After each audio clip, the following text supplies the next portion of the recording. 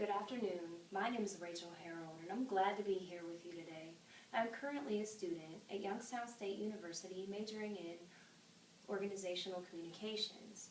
Today I'm going to share with you some of the research that I've found while preparing for my senior thesis. We will first begin with a short video. Then I will discuss the topic and the reason I chose it. I will discuss some main points from my research and offer a possibility for future research, and I will then conclude with a reiteration of what we have discussed. We are now going to watch a YouTube video. This video takes place at the 2007 Global Summit of Women, and the president of the summit is Irene Navidad. She speaks about women in management.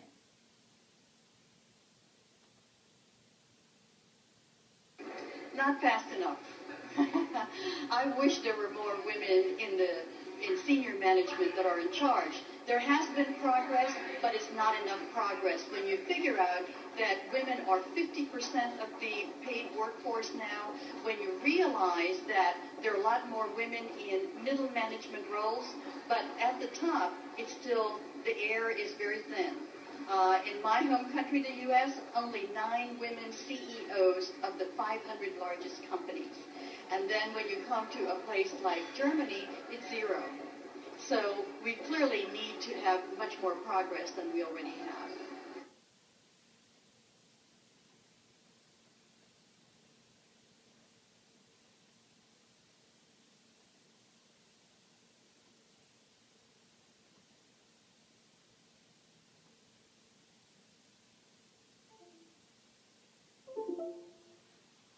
This leads to my next point: women in management and their statistics.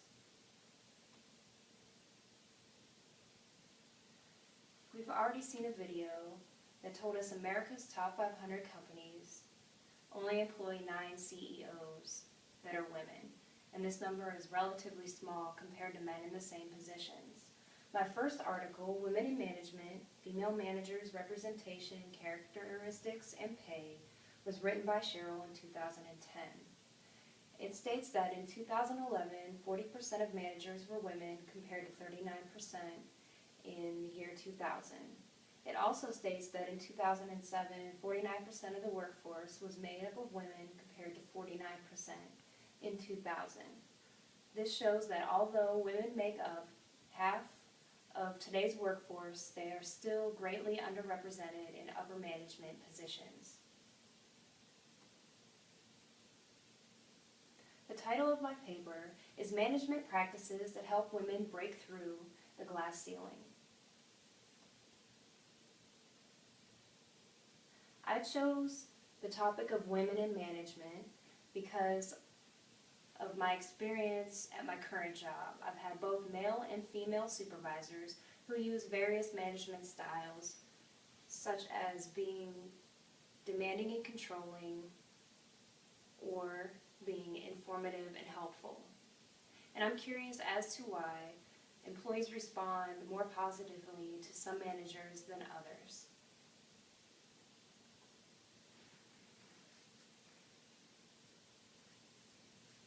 The thesis of this paper is women still face many barriers that prevent advancement.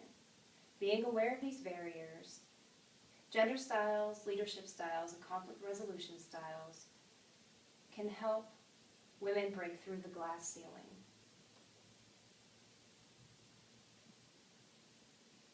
There are 2 roadblocks to advancement: motherhood and lack of shared information.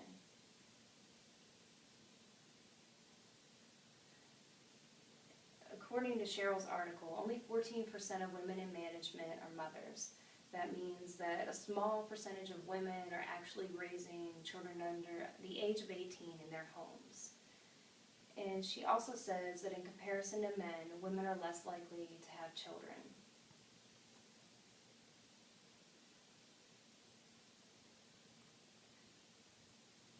Another article, Leadership Styles and Conflict Management Strategies of Prominent U.S. Female Cable Industry Leaders, was written by Chow and Ha in 2008.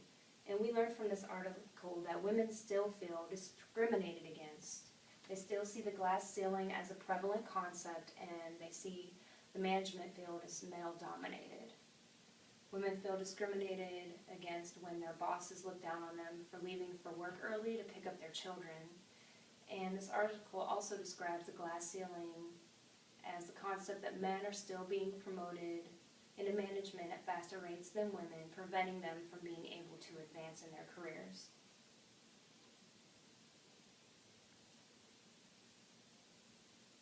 A second roadblock is non-inclusion in decision-making, and this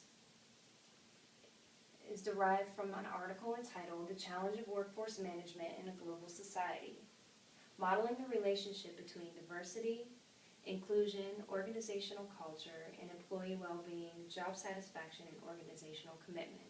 And it was written by Findler Wynn and Moore Barak in 2007. And from this article, we learned that women feel less included in information sharing, less included in decision-making, and are, as a result, less likely to be committed to the organization, preventing them from being able to advance. Now that we've discussed some barriers, there are some ways to gain access to these management positions. There are leadership, gender, and conflict resolution styles.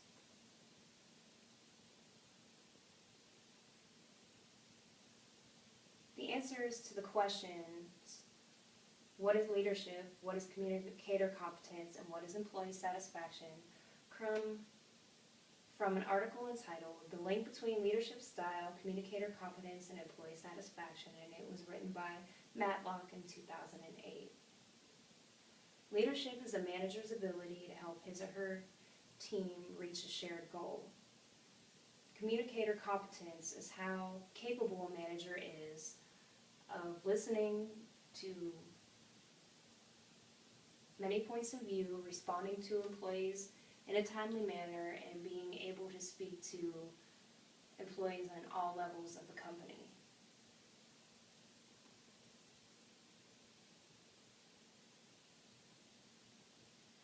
There are leadership styles that are known as task and relational. Task leadership focuses on production. Relational leadership focuses on employee needs. In Matlock's article, it states that if you use both leadership styles, employee satisfaction increases, and it demonstrates that the manager has communication competence. If a manager only uses one style, then employee satisfaction decreases. There are also transactional and transformational leaders. Transactional leaders monitor, correct, reward, and discipline employees based on their job performance, and transformational leaders instruct, assist, and share the values, beliefs, and goals of the company with their employees. So transactional leaders focus more on the task, whereas transformational leaders focus more on needs. The women in Chow and Ha's study were transformational leaders who placed employees' needs first and built positive relationships. This fact is important because these women have been successful in knowing that they've used the transactional and transformational leadership styles is a way for women to learn how to become better managers.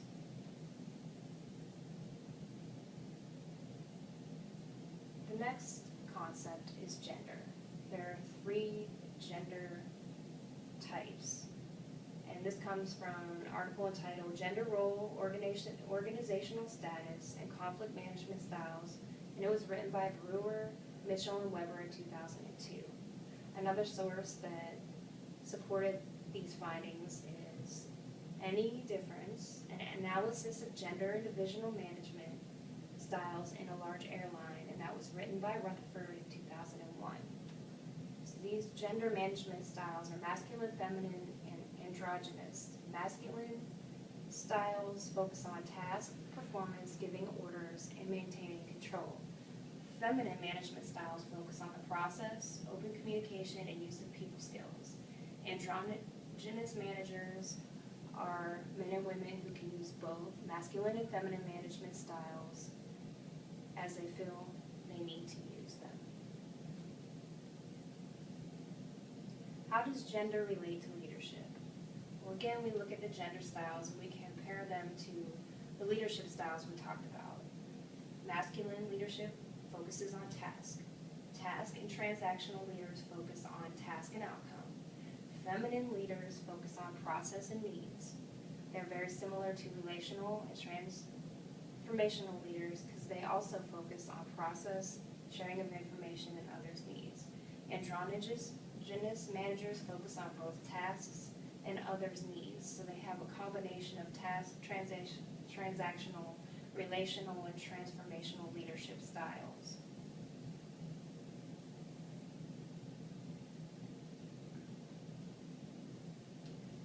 Now we will discuss conflict and conflict resolution style. These ideas come from an article titled Perceived Emotional Intelligence and Conflict Resolution Styles Among Information Technology Professionals, Testing the Mediating Role of Personality, and it was written by Goldsey and Thingzhupin in 2010. Conflict is when a group of people sees another group of people as threatening something that they care about.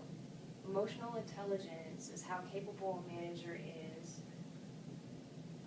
with dealing with their emotions and other employees' emotions.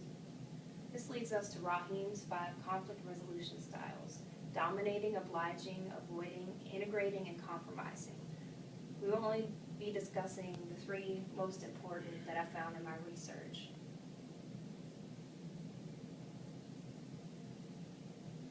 The first style is dominating. And this is having a high concern for your own needs and a very little concern for others' needs. The type of behavior displayed is confrontational, and there's a great deal of competition among employees. And this idea comes from the influence of conflict management culture on job satisfaction, social behavior, and personality, an international study written by Choi in 2013. Goldsey and Thingzhupin also say that integrating is when a manager has high concern for their own needs and high concern for others' needs. They discuss problems in a group environment, and all members' thoughts and feelings are considered.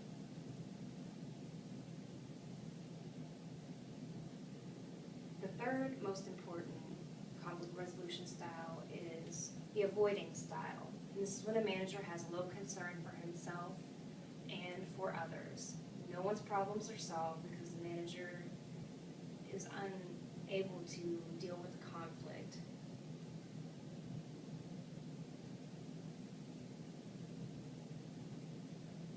How does conflict resolution style affect employee satisfaction? Well, if you use dominating and avoiding conflict resolution styles, this increases disagreements and competition among employees. It leads to burnout and strain due to conflict, and no one's needs are met. This decreases employee satisfaction. If you use integrating conflict resolution styles, all employees' needs are considered, and this increases employee satisfaction. How does gender relate to conflict management style? If you look at masculine managers, they tend to use the domination style the most. The domination style elicits low employee satisfaction. The feminine managers tend to use avoidance, and this also elicits low satisfaction from employees. Androgynous managers are more likely to use the integration style, and we have discussed how this affects employees by them having high satisfaction.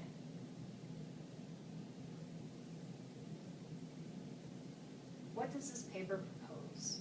This paper proposes that transformational leaders have a positive effect on employee satisfaction.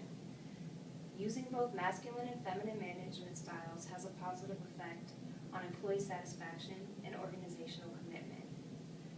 Emotionally competent and intelligent managers have a positive effect on employee satisfaction and organizational commitment. Men are more likely to use a dominating conflict resolution style, Women are more likely to use the avoiding conflict resolution style, and androgynous managers are more likely to use the integrating conflict resolution style. This leads us to future research. In Rutherford's article, we look at some information that makes us ask, does job division determine whether management style will be masculine or feminine? In his study, he looks at the marketing and human resources departments. The marketing department is considered masculine because they do not address customer needs and emotion is not used at work. Whereas in the human resources department, whether male or female, it doesn't matter, the department is seen as feminine because they address employee and customer concerns and needs, and they promote communication and listening.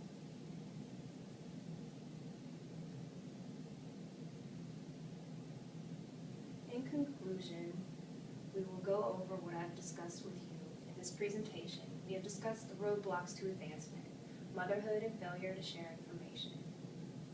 We have discussed variables that help increase employee satisfaction and organizational commitment. These are leadership styles, gender styles, and conflict resolution styles.